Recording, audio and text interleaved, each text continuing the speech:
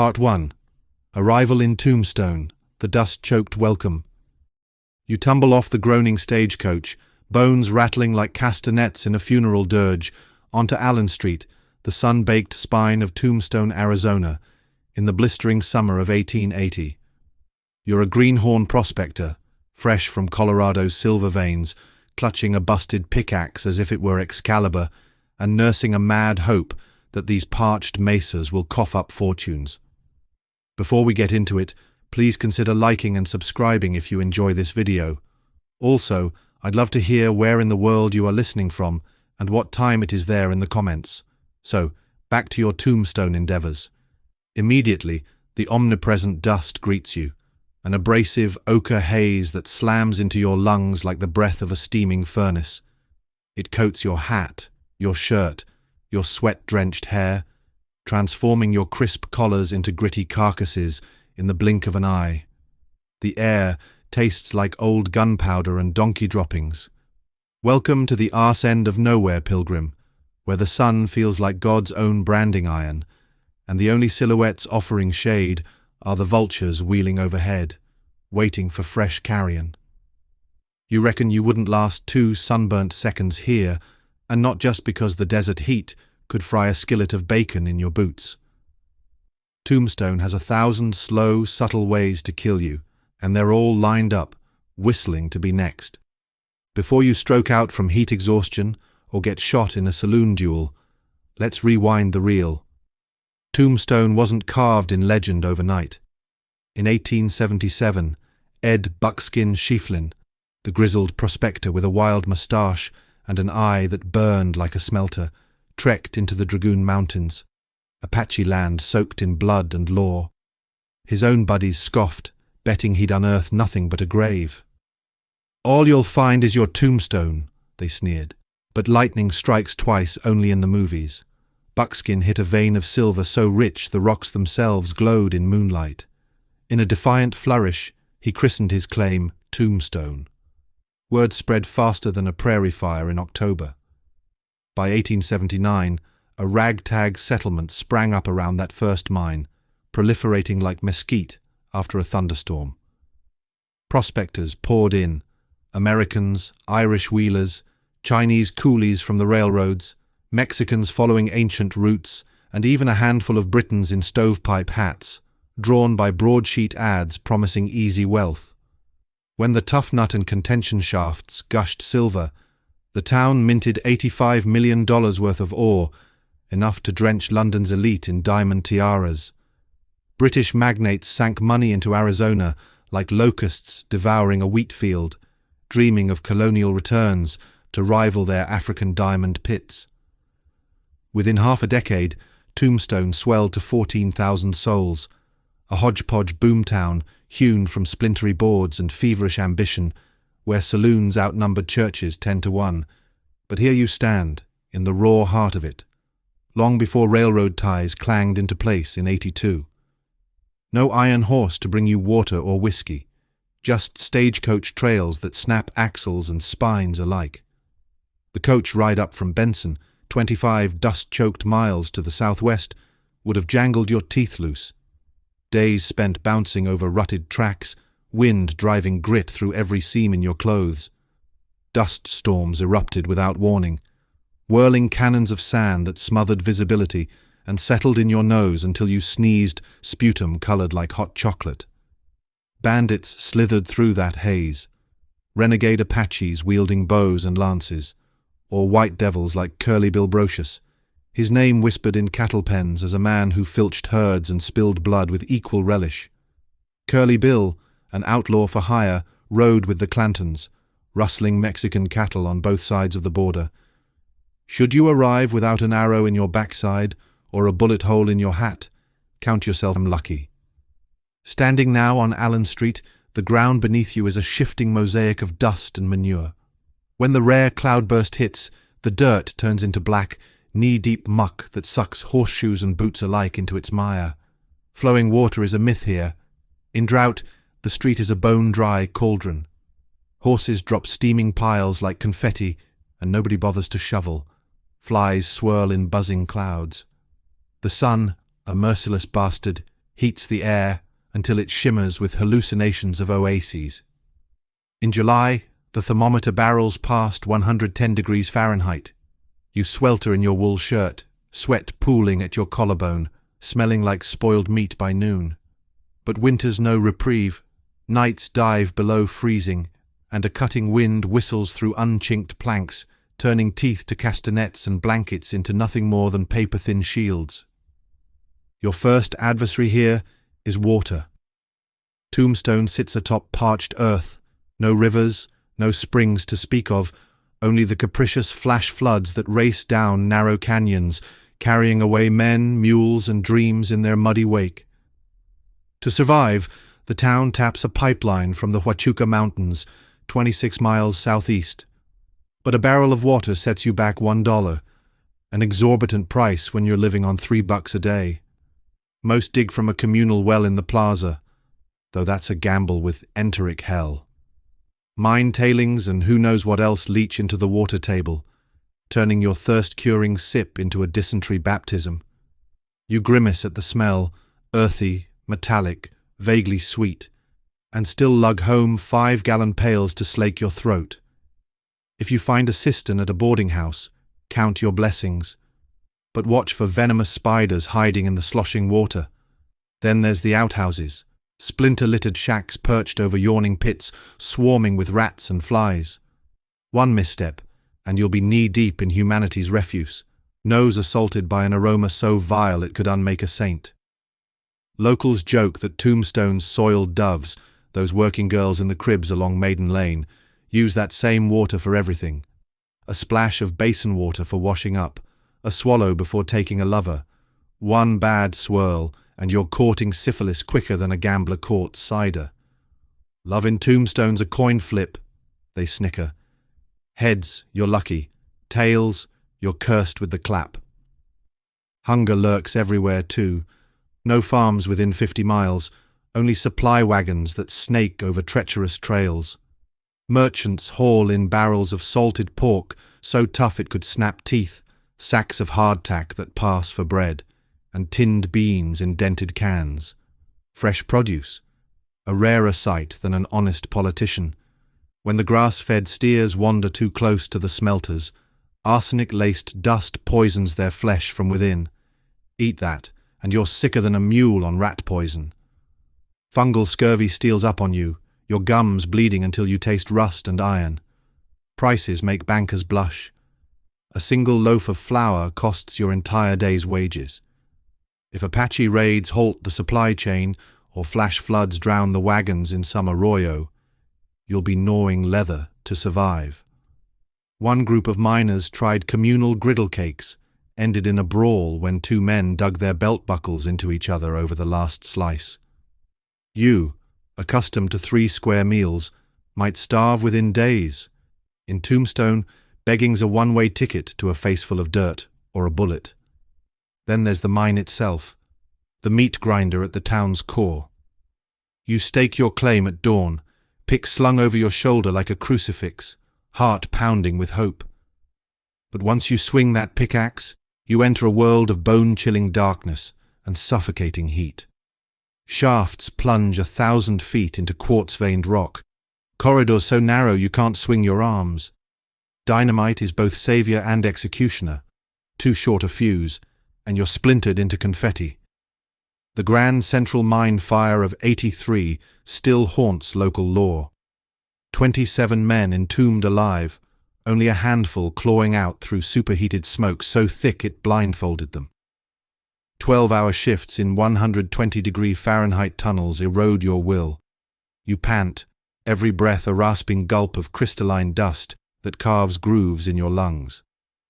Silica accumulates day after day, turning you into a wheezing cage of coughs dubbed miner's consumption. Your comrades hack up black phlegm as if they're dismantling a locomotive. Pay is a pittance, $3 a day for white laborers, half that for Chinese and Mexican hands, imported as cheap muscle from railroad camps. Meanwhile, magnates like George Hearst count their returns back east, oblivious to your shredded lungs. And those veins of silver you thought you'd struck? Often nothing but fool's gold. One greenhorn stumbled into the contention mine boasting of a kingmaker load, only to watch it peter out to nothing. By midnight, he was slumped over the bar, drowning his humiliations in rotgut whiskey that cost more than his haul. Speaking of bars, Tombstone's social life isn't a tonic. Saloons beckon like sirens, gilded fronts painted in gaudy hues, Oriental, Crystal Palace, Schieferlin and Hatcher's Grand Hotel Bar. Inside, the air's thick with smoke, sweat, and the tang of spilled beer. Card tables groan under heaps of chips, revolvers holster smoked between rails. At the Oriental, you sit for a hand of poker, but the deck's stacked. Lose, and you're destitute. Win too much, and you're branded a target. The free lunch at the Crystal Palace is infamous, a trough of mystery meat, sludgy stew rumoured to harbour rats' tails and rancid fat, followed by a bout of dysentery, the town christened the two-bucket special. Patrons line up with pails at both ends, cursing through clenched teeth. Nothing says hospitality like shitting yourself to death, the barber quips, as he draws a straight razor across your beard. Medical care here is a gallows joke. The town doctor hawks mercury tonics that leave you drooling and mad as a hatter. Amputations happen with a hacksaw in leaky shacks, blood pooling in sawdust. More than one claim jumper lost a hand to old Doc Bloodgood's feverish blade. Bawdy rumour has it that Big Nose Kate once entertained a miner in her bordello bunk, only for his pillow to be surreptitiously swapped with a nest of fleas. He awoke scratched raw, and the madame's pimp greeted him at the door with a bowie knife, demanding double rent for the pillows. Law and order in Tombstone is a comedy of errors, until it's a massacre. Sheriff John Behan takes his direction from the richest mine owners and the Clanton clan. Billy and Ike Clanton rustle cattle under cover of night, then swagger into town by day, 6 guns at their hips. In 1879, the Earps, Virgil, Morgan and Wyatt, arrive from Dodge City, recruited to impose a semblance of peace. Virgil, middle brother and U.S. Marshal, hires Wyatt for his frontier rep. Dead-eye accuracy and an iron-stomached resolve. You witness claim disputes that erupt in gunfire before the judge's gavel even cools. Blood spattered against adobe walls, spent cartridges flicked away like confetti. Then there are the Apaches, led by Geronimo, raiding distant ranches, dispatching settlers like clay pigeons. Though Geronimo's final surrender waits until 86, his ghost stalks every canyon, every arroyo. At sundown, you duck into a boarding house, if you can afford the 25 cents a night. Your bed is a straw tick infested with lice and fleas, roof boards parted like toothless grins. The wind whistles through gaps, and drops of rain leak onto your face whenever a flash shower passes. You lie awake, listening to the howls of coyotes, the hooting of owls, the distant thundering of horse hooves. Somewhere outside, a gambler suffers a bleeding nose after losing his stake. A far-off single shot cracks the night like a whip. Sleep? There's no rest for the damned, or the living. At dawn, you rise with muscles screaming, throat raw, blistered hands aching. The day will bring more swings of the pick, more swigs of dusty water, more clouds of grit in your lungs. You'll fraternize with miners and gamblers, wash clothes in a barrel, pray that the water isn't poisoned. And maybe, just maybe, you'll unearth a sparkle of silver to justify the litany of horrors. But more likely, you'll be another faded name on someone's tombstone, just as Buckskin's buddies predicted.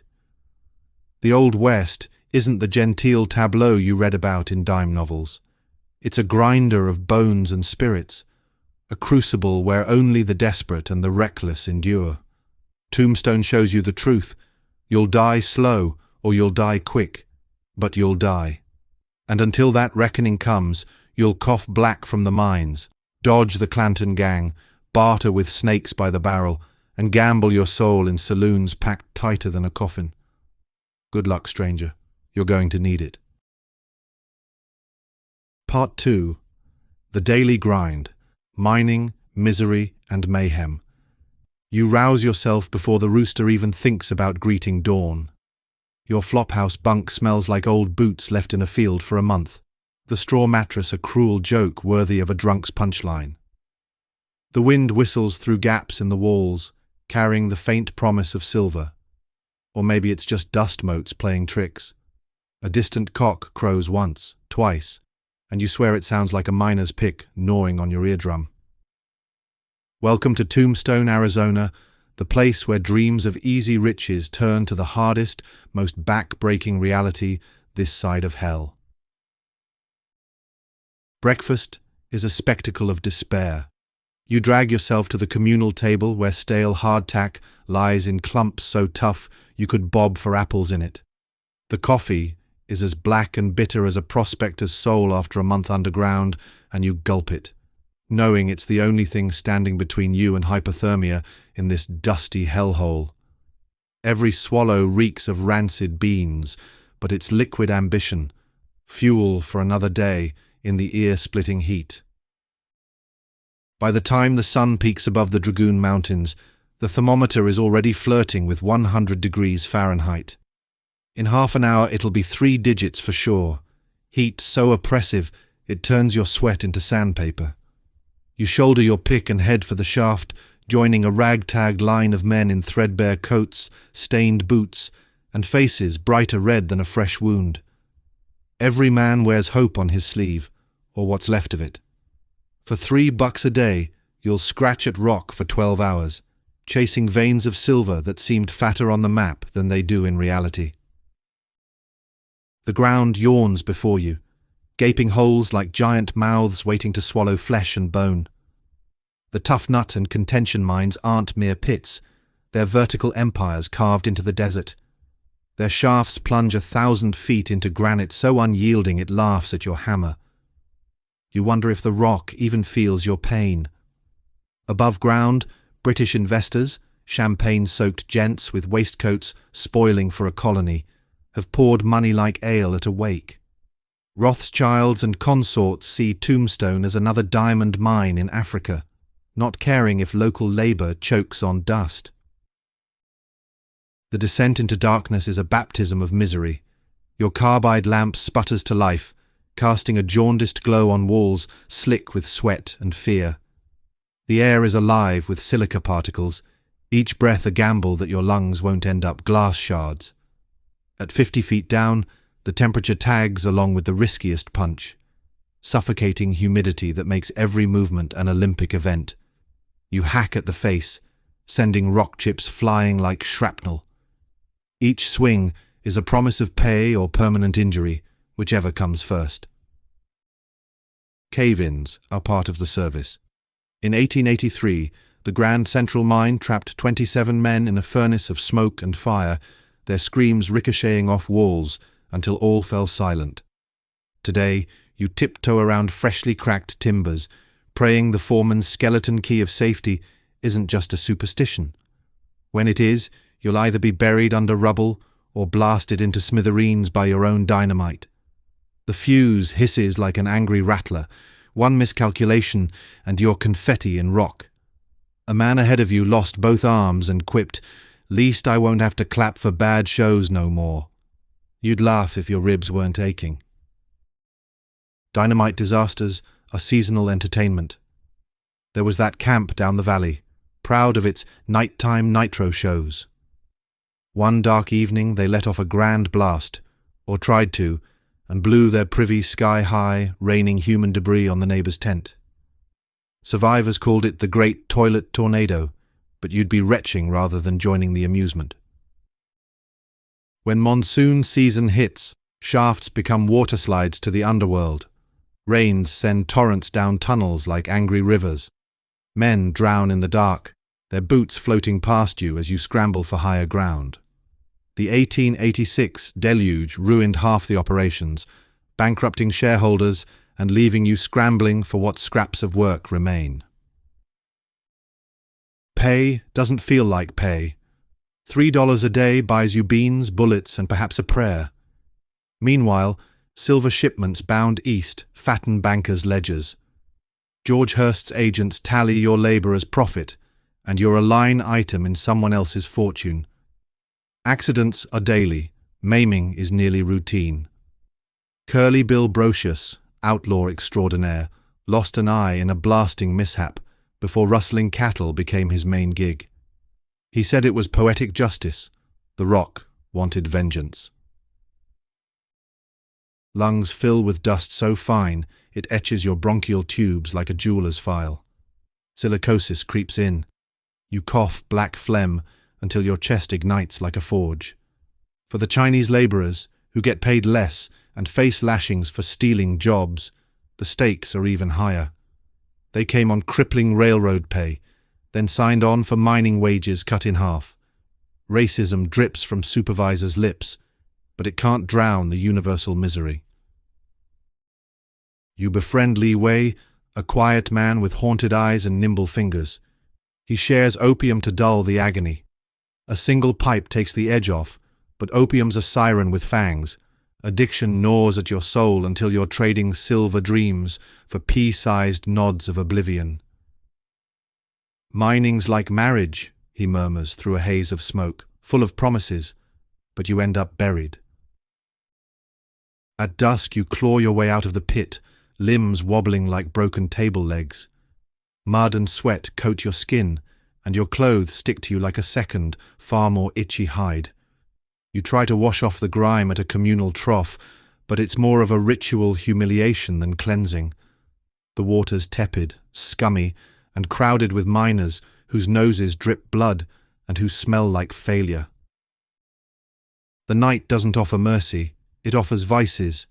Saloons dot every corner, their doors propped open with desperados and blackjacks. The Oriental boasts Milt Joyce, a firebrand bartender with a quick temper and an even quicker draw. One spilled whiskey, he shot a customer through the arm just to teach him a lesson. The Oriental's sawdust floor muffles the shock of bullets, but not the thump of bodies hitting wood. Gamblers swarm like locusts. Johnny Ringo, the scholarly outlaw, quotes Horace before pulling the trigger. His presence is a paradox. He tosses Latin phrases as casually as he feeds lead into chests. You sit at a poker table, hoping for mercy, but the deck's slick with marked cards. Win big and you're branded a cheat. Lose and you're a target for late-night beatings. One miner, accused of palming cards, got dragged out by his heels and left for dead, knife in the ribs, life's candle snuffed before midnight. The camp thrives on bawdy spectacle. One saloon once hosted a poker tournament, where prostitutes were the prizes, straight from San Francisco's underbelly. The winner's triumph turned lethal when he tried to claim his prize a touch too eagerly. Guns erupted, and decoration bullets riddled walls like demented confetti. Prostitution is woven into Tombstone's tapestry. Maiden Lane is a flurry of cribs, each barely the size of a coffin. Ladies of the night charge 50 cents a twirl. Miners pay in silver, but often leave bankrupt and diseased. Big Nose Kate, Doc Holliday's fiery companion, was a legend in her own right. She arrived in 1875 with a quick wit, a faster temper, and a derringer tucked under her bustle. She nursed Holliday through TB fits as bloodless as a ghost's cough, but cross her and she'd make your nights a living hell. Sexual diseases bloom like weeds. Syphilis and gonorrhea turn your body into a cautionary tale. They called it the French disease, but there's nothing romantic about a nose collapsing or legs giving out mid-stagger. Mercury cures were worse than the malady, poisoning patients until madness felt like relief. When you think you've seen it all, the town's powder keg can spark at any moment. Sheriff Johnny Bean is a political hack more interested in slapping badges on paying customers than dispensing justice. He looks the other way for the right price. The Earp brothers, Virgil, Wyatt, Morgan, were hired in '79 to keep peace, though their pockets jingled with gambling winnings long before they pinned on badges. Feuds with the Clantons over cattle rustling simmer like a slow-cooking stew of rage and lead. The Chinese Quarter hides opium dens where laborers chase dreams in pipes, hoping to forget the day's tortures. You try it once. The world melts into oil paint swirls, pain dissolves, and you taste heaven for a heartbeat. Then the buzz wanes, and desperation sets in so deep you'd sell your soul for one more drag. The Birdcage Theatre stands as Tombstone's crown jewel of depravity. 26 killings in less than a decade, making it the wildest stage west of the Mississippi. Gunfights break out over jealousy, spilled drinks, or a whore's favor. Bawdy fact, one Dove's special pipe service at the Birdcage left a miner both addicted and bankrupt. His final words between tremors were simply, "Just one more hit." When darkness claims the day, you crawl back to your flop. The dust settles like judgment. Your body feels like it's been run over by a herd of stampeding buffalo. Bullets, bawdy laughs, and the perpetual echo of picks on stone chase sleep away. You dream of silver, but dreams sour into nightmares of suffocation and greed. Tomorrow, the sun will rise again. You'll tie on your lamp, flex your cracked knuckles, and descend into the belly of the earth where fortunes glitter and bodies pile up. In Tombstone, the West isn't won. It's a war, and you're merely cannon fodder. If you live long enough to tell the tale, count yourself among the lucky. Most men don't. Part 3. Saloons, Shootouts, and Social Sins. You stagger out of the mine shaft just as the sun chucks its last orange loaf over the horizon, your bones sounding like a marching mule corps performing a tap routine on your spine. The dust you've inhaled all day clings to your skin so stubbornly it's practically panning for silver itself. No amount of scrubbing with barbed wire soap is going to budge it. The whistle blasts, marking the end of another 12-hour rodeo in Tombstone's belly, where the silver veins glisten like polished mirror, and the darkness beneath the earth threatens to swallow men whole and spit out their boots. You've earned yourself 3 shiny dollars. If you're lucky to draw a white badge, if you're Chinese or Mexican, the boss subtracts $1 for each accented vowel in your name. But none of that matters once your one thought honks in your skull like a runaway stagecoach. I need a drink.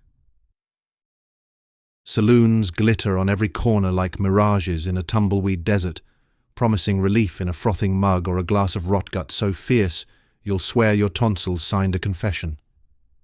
Step through any set of those flapping doors, though, and you'll learn real traps in Tombstone aren't dug into the earth. They're laid out on poker tables, in the arms of soiled doves, and in the bitterness of grudges that can turn a friendly, high-stakes game into a funeral service by moonlight. Yes, mining might twist your muscles into pretzels, but the town's entertainment will gnaw away at your soul. You wouldn't survive a single night without waking up either broke, disease-ridden, or dead, sometimes all three, if Lady Luck's particularly cruel. The saloons, houses of sin and spittoon art, are Tombstone's beating heart of social rot. From the Crystal Palace, which sounds like a fancy greenhouse but serves whiskey that'll dissolve your jaw, to the Oriental, where the wallpaper peels with regrets, these joints sprouted up in 1881 as the silver rush hit max speed. Miners like you would blow a week's wages faster than you could say unstaked claim, all the while swearing it was only a dry spell. These weren't your polite parlours back east. They were dens of iniquity, crammed with poker tables groaning under the weight of marked cards, roulette wheels spinning like disoriented dervishes, and barrels of whiskey that could float a paddle steamer. Then there was the Birdcage Theatre, Tombstone's crown jewel of debauchery, a 2-story behemoth festooned with 14 cribs, dangling like empty birdcages from the balcony. By day, actresses in frilly pantaloons performed vaudeville acts. Think Keep Your Hands to Yourself Can meets Accidental Midriff Flash. By night, those very same performers offered more private entertainments behind closed doors, the tickets to which cost just enough silver to keep a miner on his toes. Owners snagged talent from San Francisco's showgirl circuit, dangling promises of silver screen glamour, but the real lure was the ravenous crowd. Silver-dusted miners, rope-swinging cowboys, and outlaws who could shoot the wings off a fly at 50 paces, all coexisting under a haze of cigar smoke, cheap perfume, and the occasional stray bullet ricocheting off a sawdust floor. Push through the Oriental's batwing doors, and the first thing that smacks you is the stench. A pungent mixtape of unwashed shirt collars, spilled rotgut, and last night's gunpowder. The piano plinks out a ragtime tune like it's begging for mercy. The bartender slaps a dented tin glass of coffin varnish your way. It's firewater that'll strip the enamel off your teeth in one gulp. Gambling is the first sluice box that'll siphon off your meager savings. You plant yourself at a poker table, puffing out your chest like a prize turkey, confident last week's lucky nugget is destiny's golden handshake. But don't kid yourself, the games are tighter than a corset on a prairie princess.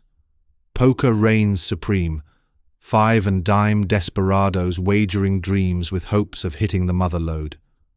Only problem is dealers like Wyatt Earp, yes, that Wyatt Earp, ply every trick in the book to tilt odds in the house's favour. Before he donned a badge, he shuffled cards at the Oriental so slick gamblers never saw the sleight of hand until their pockets were emptier than a Sunday church pot afterward. And if the poker pit doesn't finish you, the saloon's entertainment section will try its hand.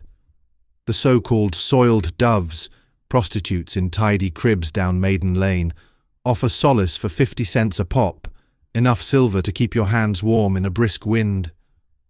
These rooms could barely fit a cot, let alone hopes or regrets, but desperate miners clawed at them anyway. Girls were recruited from the wharves of San Francisco or the slums of New York, lured by the promise of pockets lined with silver, but soon finding themselves trading more than kisses for coin. Big nose. Pass through those crimson curtains, and you might find fleeting warmth, sure, but also rampant syphilis and gonorrhea waiting to turn your body into a carnival of horrors. The French disease, they called it. After all, nothing man-made in those days was meted out without some unholy flair. Mercury cures abounded too, leading more miners to a premature grave than a saloon brawl ever could. Then came the shootouts, the spice in this runaway stew of sin. In Tombstone, anything could spark flying lead, a bad hand, a flirtatious wink, or a rustler's sly remark. Justice here was as thin as the mountain air. Sheriff Johnny Bean, a political hack more interested in graft than gallantry, often looked the other way. For a price, naturally. The Earp brothers, Wyatt, Virgil, Morgan, joined the ranks in 1879, badges pinned over gambling scars. Virgil became marshal, Wyatt his deputy, both men recruited from Dodge City to keep cattle rustlers at bay. But even they had pockets to pick. Rumour has it, Wyatt's spurs jingled with a cut of each poker pot. And the Clantons, Ben Bloody Hands Clanton, Ike, and Finn, answered the call of easy money by rounding up Mexican cattle, pinstripe branding iron included, then flipping them on Tombstone's budding beef market. You catch yet another deadly spat in a saloon. Two poker players disputing the legitimacy of a royal flush draw on the river card, and next thing you know, guns blossom like wildflowers in spring. Bullets cheerfully spray the sawdust floor, and suddenly you're learning the local dialect of lead punctuation. Full stop, through the heart, period, in the skull, exclamation point, head blown clean off. The dirtiest trick is that if you survive the gunfire, you still have to pay your tab. But social sins in Tombstone overflowed beyond booze and bullets. Take the Chinese Quarter. After the railroad lines snaked through, labourers were herded into mining work in return for a fraction of a white man's wage. To kill the pain, they lit opium pipes in dens teeming with ghostly smoke, sucking in leaves that transported them to lotus dreams. You might try a pipe, hoping it'll erase that throbbing backache. Next thing you know, you're drooling on a tatty silk pillow, your pockets and willpower gone, body withering faster than a sun-bleached wagon wheel. The pipe dream comes at a steep toll. Opium's grip is a one-way train to oblivion. Then there were the bawdy houses, those legendary hotspots of ill repute. The bird cage alone clocked 26 killings in its short lifespan, love triangles ending in trigger-happy tragedies, jealous suitors mistaking shotguns for bouquets. One crib even claimed to offer a pipe-and-play special, prostitute, opium, and a hot meal, for just 2 bits. The next morning, that poor sap was found clutching nothing but an empty pipe, an IOU written in blood, and a grin frozen on his face. Night finally drapes its sable cloak over Tombstone, and you stumble into a sagging bed, exhausted, bruised, and whistling for oxygen. Dreams of silver veins and bottle caps blur together until you question which one tastes worse. By dawn, the mine shaft yawns open for business again, and you'll drag your aching carcass back down, emerging at sunset with $3 less hope than you had before. You'll collapse in the dust, bullet holes and broken bones included at no extra charge, your story destined to end up as another unremarkable epitaph in Boot Hill Graveyard. This here isn't frontier life, it's survival of the most disreputable. Tombstone's not a town, it's a coliseum of vice, a carnival of bullets and bedlam.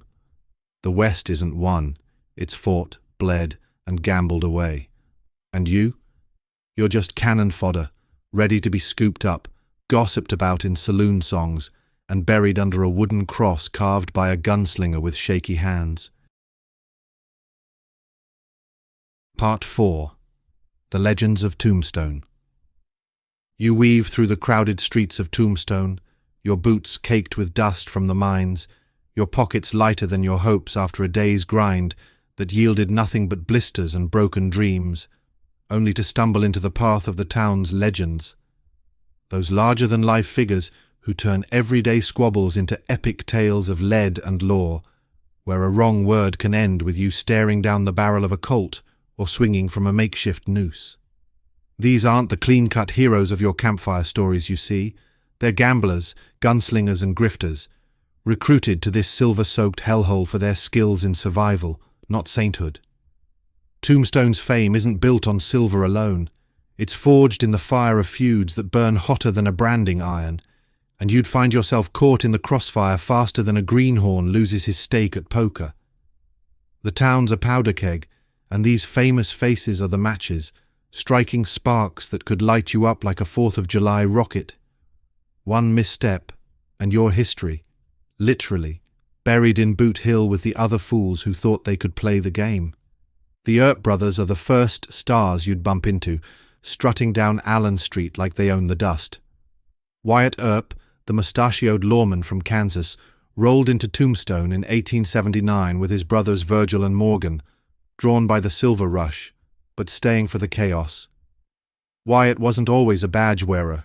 He started as a gambler and poker dealer, his rep from Dodge City, where he'd tamed rowdy cowboys with a steady hand and a buntline special pistol that could drop a man at 75 yards. Virgil got appointed marshal, recruiting Wyatt for his Dodge City rep, where he'd kept peace with a steady hand. You'd see Wyatt at the Oriental Saloon, dealing cards with a poker face that could bluff the devil, his eyes scanning for cheats or challengers. Law's just a side hustle, he'd mutter over a whiskey, his grin hiding the fact that he was dodging debts from his Kansas days. Morgan, the youngest, was recruited for family loyalty, a hothead who backed his brothers in brawls, but paid for it with his life. You try chatting him up at the bar, thinking to make allies, but one wrong joke about his mustache and you're nursing a broken jaw. These Earps aren't heroes, they're opportunists, and in Tombstone, opportunity often comes with a body count. Then there's Doc Holliday, the consumptive dentist-turned-gunslinger who'd make you rethink every cough you've ever had. Holliday drifted into Tombstone in 1881, tubercular and thin as a rail, his lungs rotting from the inside out like a bad apple, but his draw faster than lightning.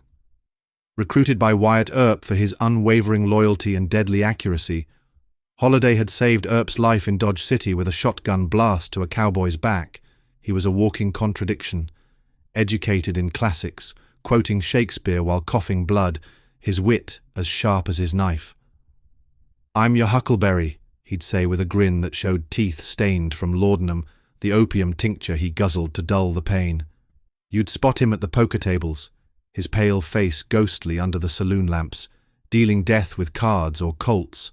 Big Nose Kate, his fiery Hungarian companion, was no wallflower. She'd brawl like a man and nurse Holliday through his fits, her hands steady as she dosed him with laudanum. But even she couldn't stop the plague's march. "Doc's cough is like his temper, short and fatal," she'd quip with a dry laugh. But you'd be too busy hacking to chuckle. The Clantons and McClorys are the flip side, the rustler kings who'd steal your horse and sell it back to you with a smile.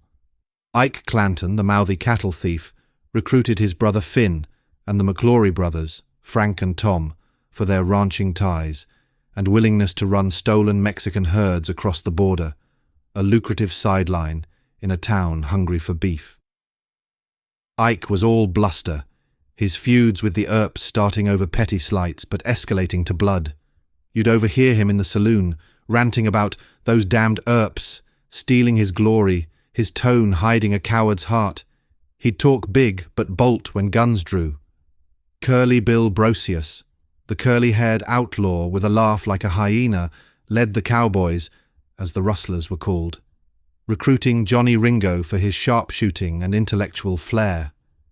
Ringo could quote Latin while putting a bullet between your eyes.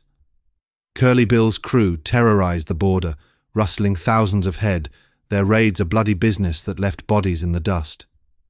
You join a poker game with Ringo, thinking his poetry recitals mean he's soft, but one accusation of cheating, and his colt's out faster than you can fold. "Et tu, brute," he'd quip as you bleed out, his humour as dark as the grave. The feuds are what make Tombstone a legend, and a death trap. The Earp-Clanton rivalry wasn't just personal, it was law versus lawless, town versus ranch. It boiled over in the gunfight at the OK Corral on October 26, 1881, a 30-second blaze of lead that killed 3 and made headlines from New York to London. You might be there as a bystander, recruited to the mines, but caught in the crossfire when Virgil Earp deputizes a posse to disarm the Clantons. The corral's a dusty lot behind a livery stable, the air thick with tension and the scent of horse manure. Wyatt, Doc, and the Earps face off against Ike, Billy Clanton, the McClorys. Guns bark, smoke clouds the sun, bodies drop like sacks of flour. Billy Clanton, just 19, dies clutching his gut, gasping for water. Sarcastic twist. They called it OK. Ironic, since nothing was OK after. The aftermath? The Earp vendetta ride in 1882, where Wyatt hunts the killers of his brother Morgan, assassinated in a billiard hall. Frank Stillwell, a suspect, gets gunned down at the Tucson station. Curly Bill falls in a shotgun duel, 1882. You might get recruited as a posse member for $1 a day, but one wrong side, and you're deader than a doornail. As night wraps Tombstone in darkness, you collapse, the day's mayhem a blur of bullets and bawdy laughs.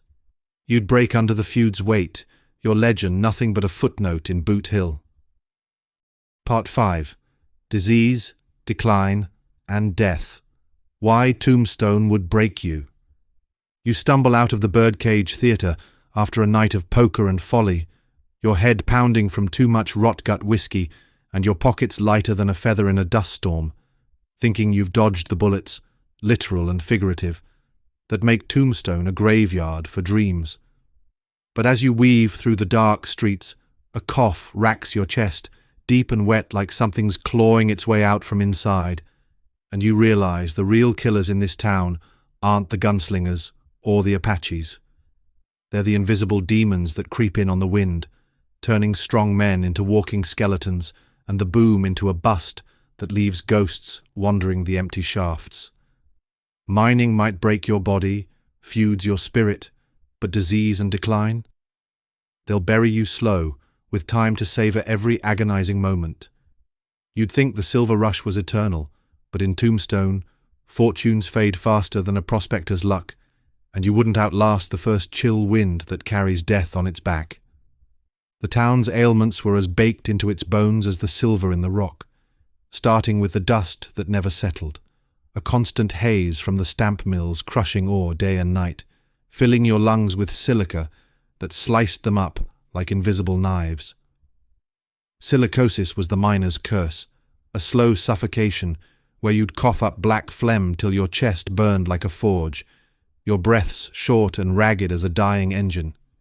But tuberculosis, the white plague, was the true reaper, brought in on the coughs of consumptives like Doc Holliday, who arrived in 1881, hacking his lungs out, but still deadly with a gun. Holliday, recruited by Wyatt Earp for his loyalty and aim, was a walking death sentence. His disease spread in the close quarters of saloons and boarding houses, where men slept 10 to a room on straw mats that bred lice and despair. You'd share a drink with him at the Oriental, thinking his stories of Georgia dentistry and Kansas shootouts were gold. But one shared pipe or a sneeze in the wind, and you're infected. Your body wasting away while the fever burns you from within. Cholera and dysentery were the gut twisters, lurking in the water you hauled from contaminated wells or the barrels shipped in at extortionate prices. No sewers meant outhouses overflowed into the streets, turning Allen Street into a river of filth when rains came. You'd drink from a bucket that looked clear but carried death. Vibrio cholerae, the bug that had you voiding your insides till you withered like a sun-dried prune. The 1883 outbreak killed dozens, bodies piled in Boot Hill without ceremony, their graves shallow to save labor. Miners recruited from Mexico, like the ones in the contention shaft, suffered worst, crowded in shanties where disease spread like wildfire in dry brush. You befriend one, Juan Ramirez, who shares tequila to dull the pain, but it's a double-edged sword. Addiction's another killer in the dark. Twist. Cholera's the quick exit, better than silicosis where you drown in your own lungs like a rat in a rain barrel. Fires were the town's fiery temper tantrums, fueled by wooden buildings slapped together like a drunkard's shack. The June 1881 blaze started in a livery stable and razed half the town, including the OK Corral area, leaving ashes where fortunes once stood. You, scrambling to save your claim papers from a boarding house inferno, would choke on smoke thicker than a miner's beard, the heat melting your boots as you fled. Rebuilt in brick, but the 1882 fire hit again, destroying the birdcage and saloons where you'd gambled away your pay. Floods were the flip side. Monsoons turned mines into tombs, like the 1886 deluge that drowned the pumps and collapsed shafts, burying men alive in a watery grave. The silver price crash in 1893, thanks to the Sherman Silver Purchase Act's repeal, turned boom to bust overnight. Mines closing and population plummeting from 14,000 to a ghost town's 649 by 1900. You, invested in a dud claim, would watch your dreams wash away like dirt in a pan. The decline wasn't just economic, it was a soul crusher. As mines dried up, men like you turned to crime or drink, saloons overflowing with despair. Johnny Ringo, the intellectual outlaw recruited by Curly Bill for his marksmanship, spiraled into depression, his 1882 death a mystery, suicide or murder, found with a bullet in his head under a tree. Even legends get the blues, folks said, but you'd be too broke to care, pawning your pick for a bottle. Apache threats faded after Geronimo's 1886 surrender, but outlaws like the Clantons filled the void, their rustling rings turning violent. Society's sins amplified the decay. Opium dens in the Chinese Quarter, where laborers recruited post-railroad turned to mining, puffed away their pains. You try it for your aches, but it's a one-way ticket to oblivion, your body wasting as the habit drains your silver. The camp's bawdy houses are legend. The birdcage hosted 26 killings in its short life, a mix of jealousy and bad liquor. Bawdy fact, the crib where a dove cured a miner's loneliness with a pipe. left him addicted and bankrupt. His last words, a wheeze for more. As you lie feverish in a shack, coughing blood while floods roar outside, you realize Tombstone wasn't a dream. It's a nightmare disguised as opportunity. The silver that lured you? It's fool's gold for fools like you. The famous faces? They're survivors who ate the weak. You'd break under the weight. Your legend a forgotten grave in Boot Hill, marked unknown prospector. Died dreaming. Modern you? Safe in bed? Thankful yet? Sweet dreams, pilgrim, minus the dysentery.